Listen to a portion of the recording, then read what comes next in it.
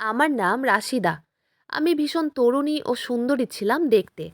প্রত্যেকদিন রাত হতেই আমার শ্বশুরমশাই আমার পাশে শোয়ার জন্য জেদ করতেন। তারপর প্রত্যেকদিন রাত হতেই আমার ইচ্ছে না থাকা সত্ত্বেও বরের ও আমার মাঝে আমার বয়স্ক শ্বশুরমশাই শুয়ে পড়তেন। তারপর একদিন অর্ধেক রাতে আমার মুখ দিয়ে কিন্তু চিৎকার বেরিয়ে আসে। কারণ আমার শ্বশুর নিজের পোশাক খুলে আমাকে, শুধু তাই নয়, আমার শ্বশুরমশাই আমার সঙ্গে স্নান করার জন্য পাগলামি করতেন। বিয়ে করেছিল আমার বর, কিন্তু আমার সঙ্গে মজা নিত আমার বুড়ো শ্বশুরমশাই। আসলে আমরা দুই বোন অনেক কষ্ট করে বড় হয়েছিলাম। আমার মা একা হাতে অনেক কষ্ট করে আমাদের দুই বোনকে মানুষ করে তুলেছিল। তারপর অনেক কষ্টে যখন আমার একটা বিয়ের সম্বন্ধ আসে, তখন আমার মা তো ছেলেটির ব্যাপারে খুব বেশি যাচাই না করেই আমার বিয়ে দিয়ে দেয়। তারপর বিয়ের পরে যখন আমি শ্বশুর বাড়িতে আসি, তখন ফুলশয্যার রাতে আমার প্রাণ বেরিয়ে আসার মতো অবস্থা হয়। কারণ আমার যার সঙ্গে বিয়ে হয়েছিল, ফুলশয্যার রাতে সেই ছেলেটি তো আমার সঙ্গে ছিলই না। আমার সঙ্গে তো আমার শ্বশুরমশাই। আমার বরের চোখের সামনেই তো আমার বুড়ো শ্বশুরমশাই আমার সঙ্গে সারা রাত ধরে। আমার জীবনের ঘটে যাওয়া এই দুঃখের ঘটনাটি শুনে আপনাদেরও চোখ দিয়ে জল বেরিয়ে আসবে। আমার কলেজের পড়াশোনা শেষ হওয়ার পরে মা যখন আমার বিয়ের জন্য পাত্র খুঁজতে শুরু করেছিল, ঠিক ওই সময় একদিন হঠাৎ করেই আমার জামাইবাবু আমার দিদিকে নিয়ে আমাদের এই বাড়িতে এসে আমার মাকে বলেছিল উনি নাকি আমার দিদির সঙ্গে আর সংসার করবেন না। উনি নাকি আমার দিদিকে তালাক দিবেন। তালাকের কথা শুনে আমার মা জামাইবাবুকে অনেক কাকুতি মিনতি করেছিল, কিন্তু আমার মায়ের অনেক কাকুতি মিনতি করার পরেও উনি নিজের মত পাল্টাননি। এমনকি আমার দিদিও আমার জামাইবাবুর সঙ্গে সংসার করতে রাজি ছিল না। আমার দিদিও এই সম্পর্ক থেকে মুক্তি পেতে চেয়েছিল এবং সেও জামাইবাবুকে তালাক দিতে চেয়েছিল। আমিও মা অনেক চেষ্টা করেছিলাম তাদের সম্পর্কটা যাতে টিকিয়ে রাখতে পারি, কিন্তু অনেক চেষ্টার পরেও আমার দিদি তার শ্বশুরবাড়ি যেতে রাজি হয়নি। পরে জানতে পারি যে আমার জামাইবাবু নাকি আমার দিদিকে অনেক মারধর করত। শুধু তাই নয়, আমার দিদির শ্বশুর শাশুড়িও আমার দিদির গায়ে হাত তুলত এবং তারা সবাই মিলে আমার দিদির উপরে অনেক অত্যাচার করত। এমনকি আমার জামাইবাবুর তো আরও অন্যান্য মেয়েদের সঙ্গে অবৈধ সম্পর্ক ছিল এবং আমার দিদি এই সব কিছু জানতে পেরে গেছিল। এবং দিদি যখন এই সব নিয়ে আমার জামাইবাবুর সঙ্গে প্রতিবাদ করত, তখন আমার জামাইবাবু আমার দিদির গায়ে নাকি হাত তুলত। আর এই কারণেই অনেক চেষ্টা করার পরেও দিদি ও জামাইবাবুর সম্পর্ক আমি ও মা ঠিক করতে পারিনি। কারণ দিদি খোলসা করে বলেই দিয়েছিল যে সে আর কোনো দিন তার শ্বশুর বাড়িতে ফিরে যাবে না। এবং সেদিনের পর থেকে আমার দিদি, মা ও আমার সঙ্গেই আমাদের এই বাড়িতেই থাকতো। এইভাবে বেশ কিছুদিন কাটার পরে লোকে যখন জানতে পারল যে আমার দিদি ও জামাইবাবুর সম্পর্ক নষ্ট হয়ে গেছে, তখন সমাজের লোকে আমার মাকে কিন্তু অনেক রকম কথা বলতো যে তোমার বড় মেয়ের কারণে এবার তোমার ছোট মেয়ের বিয়ে হওয়াটা খুব অসম্ভব ব্যাপার হয়ে যাবে। কারণ আমার বড়দি নিজের শ্বশুরবাড়ি ছেড়ে যেহেতু মায়ের বাড়িতেই ছিল, সেই জন্য নাকি আমার বিয়ে হওয়াটা অসম্ভব ব্যাপার। কোনো ছেলে নাকি আমার দিদির জন্য আমাকে বিয়ে করতে রাজি হবে না। এবং এইসব কথা শুনে আমার মা আমার দিদিকে বলতো ও বোঝাতো যে তুই যদি এখানেই থাকবি, তাহলে তোর ছোট বোনের বিয়ে কি করে হবে। কিন্তু আমার মায়ের অত কিছু বলা সত্ত্বেও আমার দিদি নিজের শ্বশুরবাড়ি যেতে রাজি হয়নি। এবং সেদিনের পর থেকে আমার মা আমার বিয়ের কথা ভেবে খুব দুশ্চিন্তা করত। এবং মা আমাদের পাড়াতে সবাইকে আমার বিয়ের জন্য একটা ভালো পাত্রের কথা বলে রেখেছিল। তারপর কিছুদিন পরে আমাদের বাড়ির পাশের মিনা চাচি আমার জন্য একটা সম্বন্ধ নিয়ে আসে এবং একটা পাত্রের খোঁজ পাওয়া মাত্রই আমার মা আমার বিয়ে দেওয়ার জন্য এত বেশি উত্তেজিত হয়ে পড়ে যে ওই ছেলেটির খুব বেশি খোঁজ খবর না নিয়েই শুধু তার ভালো চাকরি দেখে আমার বিয়ে ওই ছেলেটার সঙ্গে দেওয়ার জন্য প্রস্তুত হয়ে যায়। তারপর ছেলেটি যখন তার একজন বন্ধুকে নিয়ে আমাকে দেখতে আসে, তখন আমাকে প্রথম নজরে দেখা মাত্রই ছেলেটি আমাকে বিয়ে করার জন্য রাজি হয়েছিল। ছেলেটির নাম হাবিব শেখ। তারপর ছেলেটি যখন আমাকে দেখা মাত্রই বিয়ে করতে রাজি হয়ে যায়, তখন আমার মা খুশিতে এত বেশি উত্তেজিত হয়ে পড়ে যে আমার মা সেদিনই আমার বিয়ে হাবিবের সঙ্গে পাকা করে দেয়। বিয়ে পাকা করার আগেই আমার দিদি আমার মাকে পার্সোনালভাবে ঘরের ভিতরে ডেকে আমার সামনেই বলেছিল, মা, তুমি এটা কি করছো? ছেলেটা আমার বোনকে একাই দেখতে চলে এসেছে। সে তার বাবা, চাচা বা দাদা বা কোনো আত্মীয় স্বজনদের নিয়ে আসেনি। আচ্ছা তুমিই বলো, ছেলেটার কি কোনো আত্মীয় স্বজন বা কেউ নেই? আর তুমি ছেলেটার ভালো করে যাচাই না করে কিভাবে প্রথম দেখাতেই আমার বোনের বিয়ে পাকা করছো? আমার তো ছেলেটাকে ঠিক লাগছে না, মা। আমার তো ছেলেটার উপরে কেমন যেন একটা সন্দেহ হচ্ছে। কারণ সে একাই চলে এসেছে বিয়ে পাকা করার জন্য। শুনেছি ছেলেটার বাবা আছে, তাই সে তার বাবাকেই নিয়ে আসতে পারত। দিদির কথা শুনে আমার মা তখন রেগে দিদিকে অনেক উল্টো পাল্টা কথা বলেছিল। মা বলেছিল, তুই তো নিজের সংসার গড়ে তুলতে পারলি না।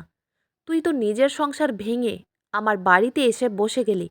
আর এবার তুই আমার ছোট মেয়েরও সংসার হতে দিবি না? তোর তো সব কিছুতেই সন্দেহ। আর এই সন্দেহর জন্যই আজ তোর সংসার ভেঙেছে। আমি যা করছি তোদের ভালোর জন্যই করছি। আর এমনিতেও ওই বাড়িতে শাশুড়ি নেই, শুধু একটা শ্বশুর আছে। তাহলে তো তোর বোন ওখানে সুখে থাকবে, কাজের চাপ কম থাকবে, কারো সঙ্গে কোনো ঝামেলা হবে না। ছেলেটাও বেশ ভালো চাকরি করছে। এর থেকে বেশি আমাদের আর কি চাই? আমরা হলাম গরিব মানুষ। ছেলেটা যে আমার মেয়েকে পছন্দ করেছে, এটাই তো আমাদের অনেক সৌভাগ্য।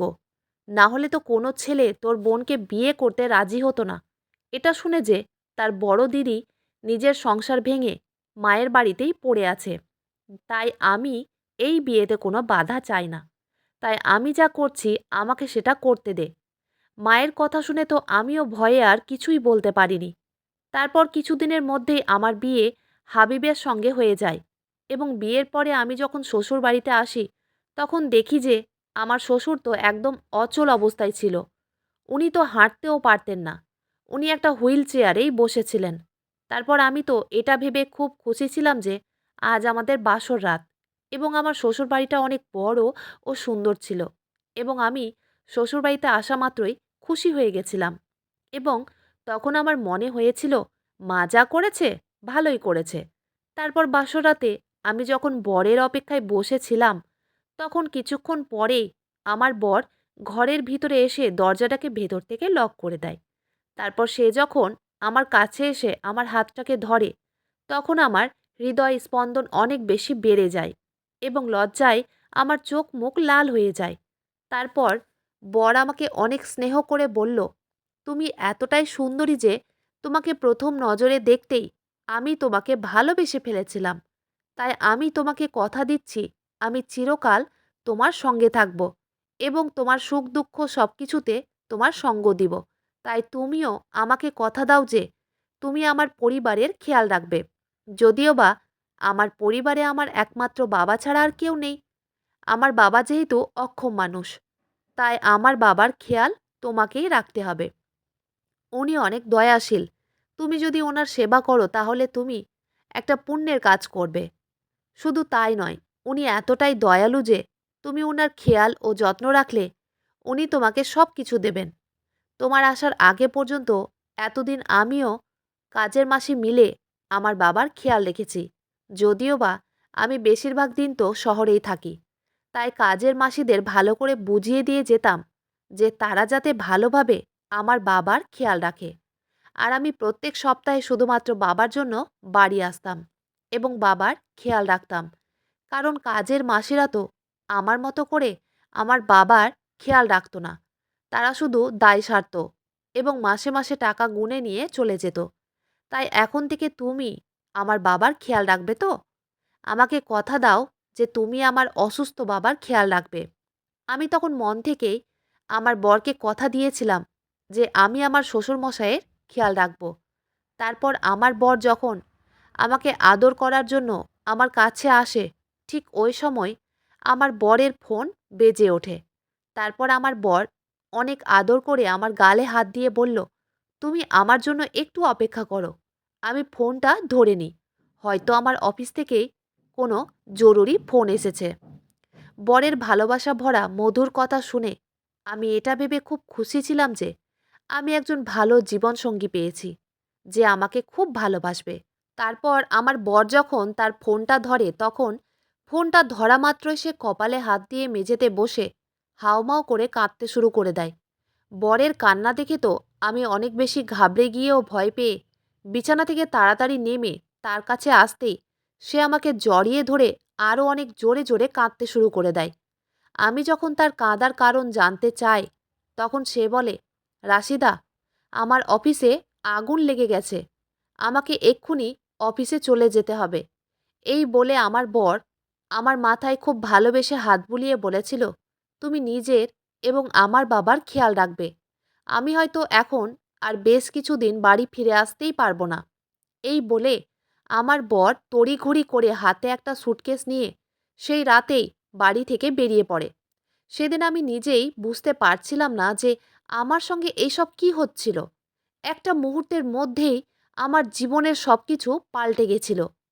আমার ভালোবাসার মানুষটি প্রথম রাতেই আমার থেকে দূরে চলে গেছিল। বাসর রাতে আমার সব স্বপ্ন ভেঙে চুরমার হয়ে গেছিল, আর আমি কিছুই করতে পারিনি। মনে শুধু বেদনা নিয়েছিলাম। সেদিন বাসর রাতে বরের কথা ভেবে আমি একাই সারা রাত কাটিয়েছিলাম। একে তো আমি ওই বাড়িতে নতুন ছিলাম, তার উপর প্রথম রাতেই আমার বর আমাকে ছেড়ে শহরে চলে গেছিল। তাই সারা রাত আমার ভালোভাবে ঘুম হয়নি। আমি তো সারা রাত এপাশ ওপাশ করেই কাটিয়ে দিয়েছিলাম।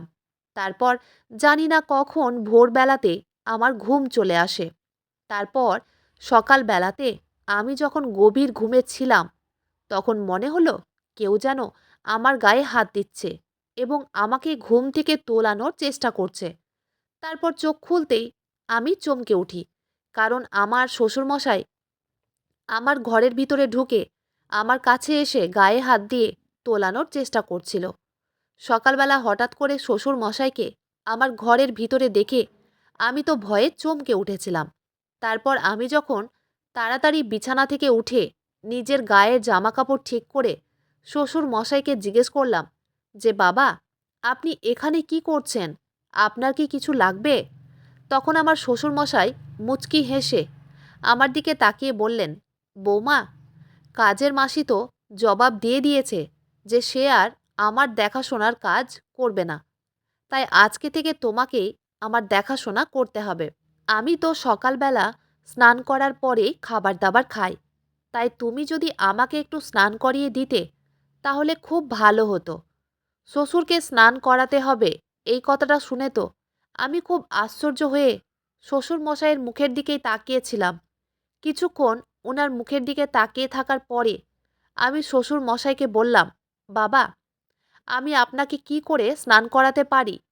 উনি তখন মুচকি হেসে আমাকে বললেন, আমি অক্ষম মানুষ, বাধ্য হয়ে তোমাকে স্নান করানোর কথা বলছি।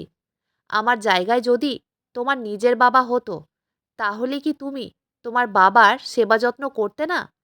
তুমি কি নিজের বাবার আদেশ পালন করতে না? উনার এই কথাটা শোনার পরে আমি লজ্জিত হয়ে মাথা নিচু করেছিলাম। তারপর উনার কথা মতো উনাকে বাথরুমে নিয়ে যাওয়া মাত্রই দেখি উনি নিজের সব পোশাক খুলতে শুরু করেছেন।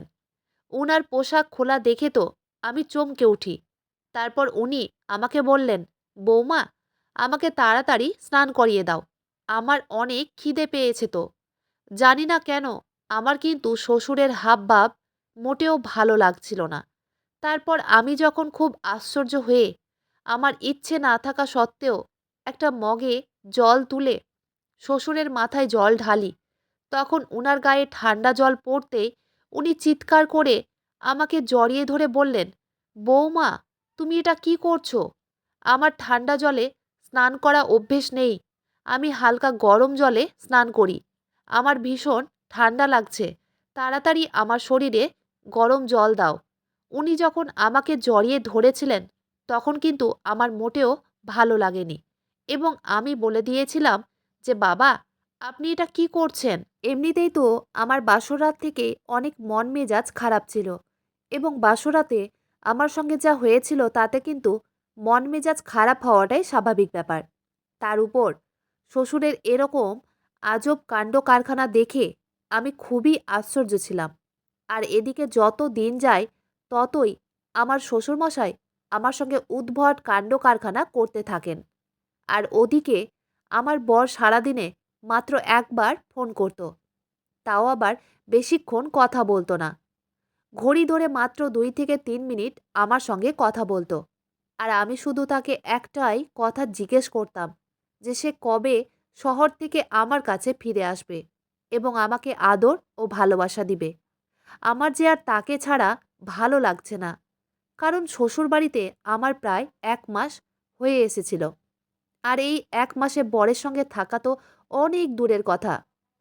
বর তো আমার সঙ্গে ফোনেও ঠিকঠাকভাবে কথা বলতো না এবং জানি না কেন ধীরে ধীরে বরের প্রতি আমার মনে একটা সন্দেহ তৈরি হয়েছিল।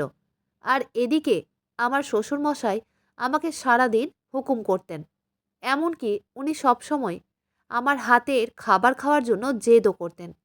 শুধু তাই নয়, সেদিন রাত্রিবেলা আমি যখন শুয়েছিলাম তখন হঠাৎ করে শ্বশুরমশাই নিজের হুইল চেয়ার ঘুরিয়ে অর্ধেক রাতে আমার ঘরের ভিতরে ঢুকে আমার পিঠে হাত বুলিয়ে বললেন, বৌমা, আমি তোমার পাশেই শুতে চাই। উনি যখন হঠাৎ করে আমার পিঠে হাত দিয়েছিলেন তখন আমি কিন্তু চমকে উঠেছিলাম, কারণ ওই সময় আমি গভীর ঘুমেছিলাম। তারপর আমি যখন উনাকে দেখে চমকে উঠেছিলাম তখন উনি কাঁদো কাঁদো মুখ নিয়ে আমাকে বললেন, বৌমা, আজ আমার শরীরটা ভীষণ খারাপ করছে, আমার বুকের ভেতরটা কেমন যেন করছে, তাই আজ আমি তোমার পাশেই শুতে চাই। না হলে রাতের বেলা যদি কিছু হয়ে যাবে তাহলে তো তুমি জানতেই পারবে না। শ্বশুরের কথা শুনে আমি আর ওনাকে না বলতেই পারিনি। তারপর উনি আমার পাশে আমার বিছানাতেই চুপচাপ শুয়ে পড়েছিলেন। উনি তো নড়াচড়াও করতে পারতেন না। তাই আমি উনাকে হুইল চেয়ার থেকে উঠিয়ে আমার বিছানার এক পাশে শুইয়ে দিয়েছিলাম। এইভাবে প্রত্যেকদিন রাতে আমার শ্বশুরমশাই কোনো না কোনো বাহানায় আমার পাশে ঘুমোতে চাইতেন। আর আমার ইচ্ছে না থাকা সত্ত্বেও আমাকে ওনার পাশে একই বিছানাতেই ঘুমোতে হতো। যতই হোক না কেন উনি আমার নিজের বাবা নন। উনি তো আমার শ্বশুরমশাই ছিলেন। তাই আমার ভিতরে একটা লজ্জা বোধ ছিল। কিন্তু তাও আমি উনাকে নিজের বাবার মতোই মনে করে উনার সেবা যত্ন করতাম। যেহেতু আমি বাসরাতে বরকে কথা দিয়েছিলাম যে আমি তার বাবার খেয়াল রাখব। কিন্তু 1 মাস পেরিয়ে যাওয়ার পরেও বর যখন বাড়ি ফিরে আসেনি, তখন আমার কিন্তু তার উপরে সন্দেহ শুরু হয় এবং আমি আর থাকতে না পেরে এই কথাগুলো আমার বড়দিকে বলে দিয়েছিলাম। বড়দি আমার কথা শোনার পরে আমার সঙ্গে দেখা করতে এসেছিল এবং আমি আর বড়দির থেকে কোনো কিছুই লুকোইনি। আমি বড়দিকে সবকিছু সত্যি কথা বলেছিলাম যে বাসর রাত থেকে শুরু করে এখন পর্যন্ত আমার বর শুধু আমার সঙ্গে 2-4টে ফোনেই কথা বলেছে, কিন্তু সে এখন পর্যন্ত আমার সঙ্গে সময় কাটায়নি বা আমার সঙ্গে কোনো রকম সম্পর্ক তৈরি করেনি। সব কিছু শোনার পরে বড়দি আমাকে বলেছিল, রাশিদা, এত কিছু হয়ে যাওয়ার পরে তুই আজকে আমাকে এই কথাগুলো বলছিস? আর এতে কোনো সন্দেহ নেই যে হাবিব তোর থেকে কোনো কিছু একটা লুকোচ্ছে। আমার তো মনে হচ্ছে নিশ্চয়ই কিছু একটা ব্যাপার আছে। না হলে কি কোনো ছেলে বিয়ে করার পরে তার স্ত্রীর সঙ্গে বাসর রাত না করে 1 মাস কাটাতে পারে? রাশিদা, তুই চিন্তা করিস না। আমি হাবিবের খোঁজ খবর নিয়ে ছাড়ব যে সে বাইরে কি কাজ করে, কোথায় থাকে, কার সঙ্গে থাকে। আমি সব কিছু খোঁজ খবর নিব। আমি তখন দিদিকে জিজ্ঞেস করেছিলাম যে সে কিভাবে এখান থেকে শহরের খোঁজ খবর নিবে। তখন দিদি বলেছিল, আসলে হাবিব যেখানে থাকে সেখানে নাকি আমার দিদির এক বান্ধবী তার স্বামীর সঙ্গে থাকে, আর তার বান্ধবীকে বলে দিদি হাবিবের খোঁজ খবর নিবে। এই বলে দিদি আমাকে সান্ত্বনা দিয়ে নিজের বাড়ি চলে গেছিল। দিদির কথা শুনে আমি অনেক দুশ্চিন্তায় পড়ে গেছিলাম। শুধু তাই নয়, আমার মা যখন জানতে পেরেছিল যে আমি আমার বরের উপরে সন্দেহ করছি তখন মা আমাকে ফোন করে বলেছিল, রাশিদা, তুইও কি তোর দিদির কথা শুনে তোর দিদির মতোই নিজের সংসারটাকে নষ্ট করতে চাস? শুধুই শুধুই কেন নিজের স্বামীর উপরে সন্দেহ করছিস? আমি তখন মাকে বলেছিলাম যে আমার বর আমাকে সময় দেয় না বলেই তো আমার তার উপরে সন্দেহ হয়েছে। কিন্তু আমার মা তো আমার কোনো কথা বুঝতেই রাজি ছিল না। আমার মা তো শুধু নিজের মান সম্মানের কথা ভেবেই বসেছিল। মা তখন আমাকে বলেছিল, একজন তো আমার এখানেই পড়ে আছে, এবার কি তুইও নিজের শ্বশুরবাড়ি ছেড়ে এখানে এসে পড়ে থাকবি? তাহলে তোর শ্বশুরকে কে দেখবে? একটাই তো অক্ষম শ্বশুরমশাই আছে তোর শ্বশুরবাড়িতে, আর তো কেউ নেই। ওর সেবা করলে তো অনেক নেকি পাবি। আর জামাইয়ের কি আছে? জামাই তো আজ না হলে কাল অবশ্যই বাড়ি ফিরে আসবে। তাহলে শুধুই শুধুই কেন তুই নিজের সংসার নিজের হাতে নষ্ট করতে চলেছিস? আমি তো কিছুই বুঝতে পারছিলাম না যে মাকে কিভাবে আমার পরিস্থিতির কথা বোঝাবো, যে আমার সঙ্গে নিশ্চয়ই কিছু একটা খারাপ হয়েছে। তারপর আমার দিদিকে সব কথা জানানোর ১ সপ্তাহ পরেই আমার দিদি আমার বাড়িতে এসে শ্বশুরমশাইয়ের সামনেই তার ছেলের ব্যাপারে সবকিছু সত্যি কথা বলেছিল। সেদিন আমার দিদির কাছে আমার বরের ব্যাপারে সবকিছু সত্যি কথা জানার পরে তো আমার পায়ের তলা থেকে যেন মাটিটাই সরে গেছিল। কারণ আমার বর তো আগে থেকেই বিবাহিতা ছিল এবং এই কথাটা আমার শ্বশুরমশাই জানতেন না। এবং আমার বর মুসলিম হয়েও একজন হিন্দু ধর্মের একটি মেয়েকে বিয়ে করেছিল এবং সে যেখানে চাকরি করত সেখানেই ওই মেয়েটাকে নিয়ে নিজের সংসারে লিপ্ত ছিল। এবং আমার বর শ্বশুরমশাইয়ের সব সম্পত্তি নিজের নামে করার জন্য শুধুমাত্র আমার সঙ্গে নিজের স্বার্থে বিয়ে করেছিল, শুধুমাত্র তার বাবার সম্পত্তি পাওয়ার জন্য।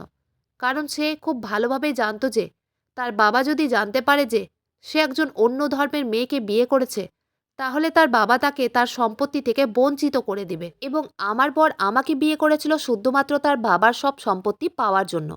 আর এই কারণেই আমার বর বাসর রাতেই আমাকে মিথ্যে কথা বলে শহরে চলে গেছিল এবং তারপরে সে আর কোনোদিন বাড়ি ফিরে আসেনি এবং আমার সঙ্গে কোনো রকম সম্পর্কও তৈরি করেনি। সে ভেবেছিল আমি তার ব্যাপারে কোনোদিন সত্যি কথা জানতেই পারবো না। আর এদিকে আমি তার বাবার সেবা যত্নও করব। কিন্তু বরের ব্যাপারে সবকিছু সত্যি কথা জানার পরে আমার শ্বশুরমশাই কিন্তু তার ছেলেকে ত্যায্য পুত্র করে দিয়েছিল এবং উনি আমাকে তার সম্পত্তির অর্ধেক অংশ লিখে দিয়েছিলেন ও বলেছিলেন, বৌমা, তুমি যদি আমার মৃত্যুকাল পর্যন্ত আমার সেবা যত্ন করো, তাহলে আমার মারা যাওয়ার পরে আমার সব সম্পত্তি এবং এই বাড়ির মালকিন কিন্তু তুমিই হবে। গত ১ মাস ধরে শ্বশুরের সেবা যত্ন করতে করতে আমার একটা অভ্যেসে পরিণত হয়েছিল এবং আমি যেহেতু বাবার ভালোবাসা কোনো দিন পাইনি, কারণ ছোটবেলাতেই তো আমি নিজের বাবাকে হারিয়েছিলাম, তাই আমি শ্বশুরমশাইকে নিজের বাবার মতোই মনে করে ওনার সেবা যত্নের ভার দাবি দায়িত্ব নিয়েছিলাম। এখন আমি শ্বশুরমশাইয়ের বাড়িতেই আছি শুধুমাত্র শ্বশুরমশাইয়ের সেবা যত্ন করার জন্য। এবং আমার শ্বশুরবাড়িটা যেহেতু অনেকটাই বড়, তাই আমার শ্বশুরমশাই আমার মা এবং বোনকেও এই বাড়িতেই ডেকে নিয়েছে। এখন আমরা সবাই মিলে একসঙ্গে থাকি এবং আমার সঙ্গে এত কিছু হয়ে যাওয়ার পরেও কিন্তু আমি একবারের জন্য এটা ভাবিনি যে আমার জীবনটা নষ্ট হয়ে গেছে। কারণ আমাদের সঙ্গে যা হয় সেটা কিন্তু ভালোর জন্যই হয়। তারপর সবকিছু খোলসা হওয়ার পরে আমি শ্বশুরমশাইয়ের কাছে ক্ষমাও চেয়েছিলাম। কারণ আমি কিন্তু ১ম এ উনার ব্যাপারে অনেক ভুল ভেবেছিলাম।